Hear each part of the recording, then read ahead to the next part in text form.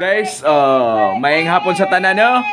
Hello mga kalangga. Ang akong anak mga kalangga nagpractice she is practice singing mga kalangga. Nga practice og singing. Balika practice yang mga kalangga. Balika. Okay. Muna yang i-practice mga kalangga, dance with my father again. Back when I was a child. Practice, make it perfect. Before life removed all the innocence,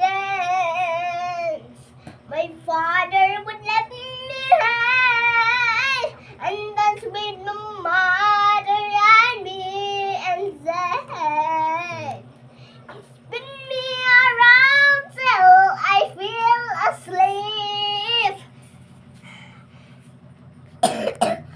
Then Ubo-ubo lang mga kalangga. Nag-ubo siya mga kalangga. Pasensya na ha. Nag-ubo siya mga kalangga. He would carry me. Tungkol sa kanindot, tingog niya mga kalangga. And